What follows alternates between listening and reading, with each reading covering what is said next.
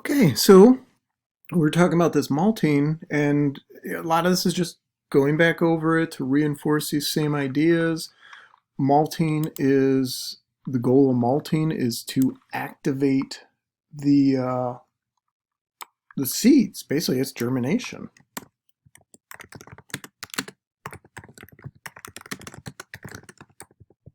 Actually, let me back that up. Let me get font bigger, but also let me rephrase or restate that a little bit. Controlled germination of the seeds is what we want to do. Yeah, like I said, the basic idea, you take water plus the seeds equals the enzymes, and then they convert starch into simple carbohydrates, glucose. That's it. That's the same process that's happening when the seeds are waking up in the spring, but we're controlling it. And then we heat and dry the seeds.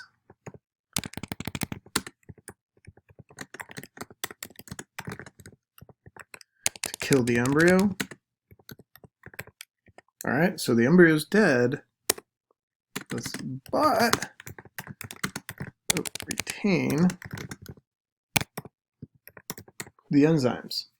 That's the tricky part. Overheat, enzymes denature.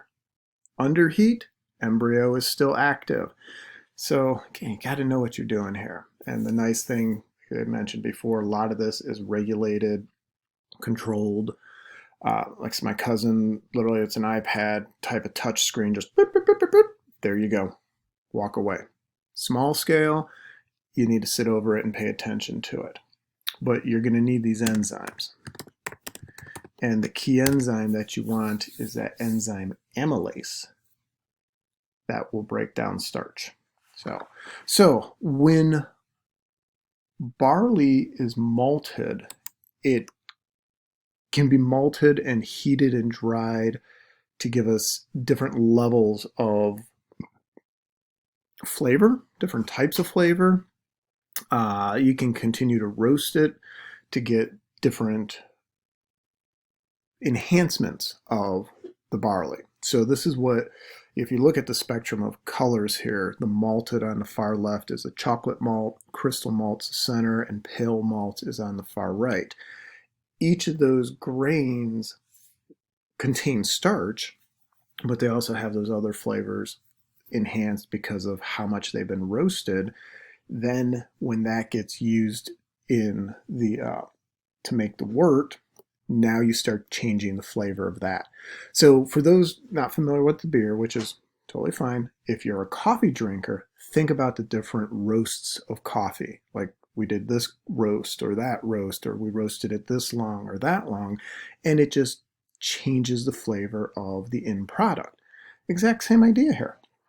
Similar concept when you're heating it. Difference though is we're trying to retain these enzymes for fermentation. When you're roasting coffee grounds, you don't need enzymes for anything. You don't need to, you're just taking the coffee bean, grinding it, and then extracting the flavor. So some similarities, but there are still some differences. So, all right, so we malt it. I'm sorry, excuse me. We've malted it, we've heat dried it, we've gotten it to the flavor we want, and then the next big thing we're going to do, as we talked a bit before, we're going to move to the mashing. Oh, let me get to the mashing. Okay, so we've got our malted barley. Now we're going to mash it to create the wort.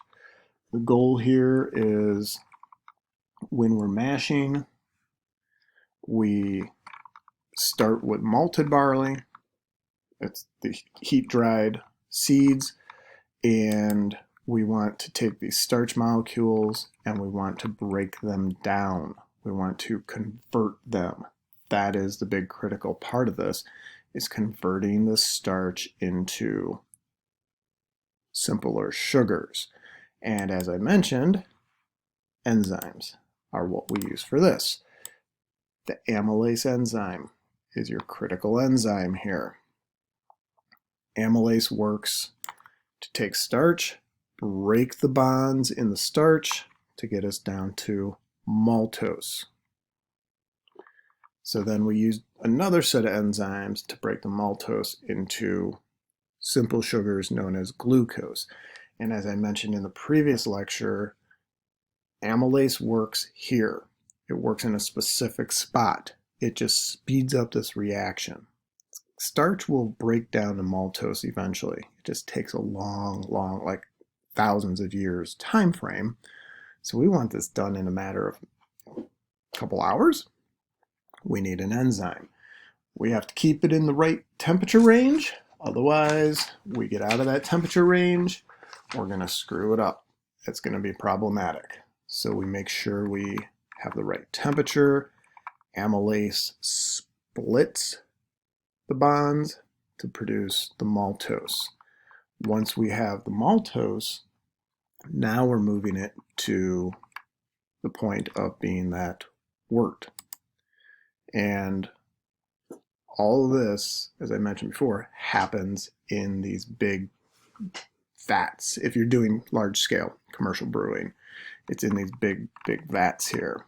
So, all right, we got this going on in the big vat, and what's happening is the enzymes are breaking it down. So this is the basic pathway of breaking down a substance with an enzyme. The fancy term is degradation.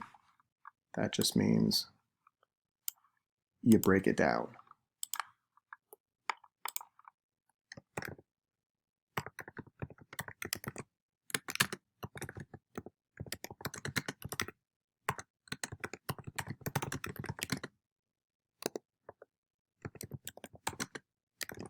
Okay, so degradation. Break down a big substance into smaller ones. So the word substrate that you see on the diagram here, the substrate is the starting ingredient. In a, let's talk about just a generic pathway, substrate could be anything. In our beer pathway, the substrate is the starch. The starch connects to an enzyme, and this is our amylase here. The amylase and the starch fit together, and then the amylase helps pop the starch apart to release what we call the end products up here. And if you notice, the enzyme, or what would be amylase, is the same shape at the end as it was at the beginning. As I mentioned before, enzymes are reusable as long as we don't denature them. So the goal is just to break this stuff down and break it down and break it down and break it down to get to the simplest basic products. Depending upon what we're looking at, the products may need to be broken down again into smaller ones. Well, that's where we would need another enzyme to then take it to the next step. It's like walking through a series of doors. First key works on the first door, second key works on the second door, third key on the third door. That concept. You need a new key for each door, each step, and you can reuse key 1 at door 1 every time you go through the first door. Key 2 works at door 2. Reuse them as long as you don't denature them. So degradation is an important process whenever we're trying to create beer. We have to break down that starch to the smallest substrates, smallest end products. This is the same thing that's happening in our body when we eat something. We eat something big, like, oh, I had a piece of toast. You had starch. Our body is breaking it down into smaller and smaller products. We want the little products to be able to use those to make ATP. Now, the opposite reaction is where we're building something and making something bigger.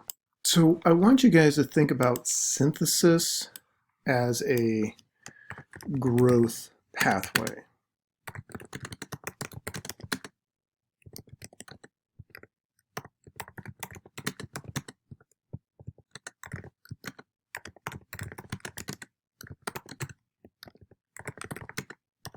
Okay, there it is.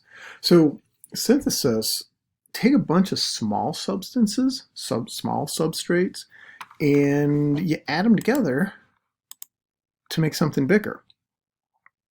You guys ever make Legos? Take a bunch of individual Legos, click them together, and now you have a big structure. That is synthesis. That is growth. Our body is constantly doing this. You ate something, and now your body had to break it down and then reassemble it into a larger product. That larger product could be a new cell, it could be hair, it could be fingernails, it could be all sorts of different things. But we're constantly doing this. The barley plant was doing synthesis to grow, to produce the seed, to produce the starch. It ran synthesis. And then we take that starch and the barley seed to break it down and go through the degradation pathway we just looked at. So both these pathways are constantly happening, intricately linked, back and forth, always going on. So, but enzymes are the key. That's what I want to keep stressing is these enzymes.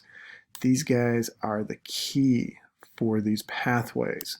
And you notice this enzyme's a different enzyme than the previous one. Okay? Got the blue one here that's going to break it down.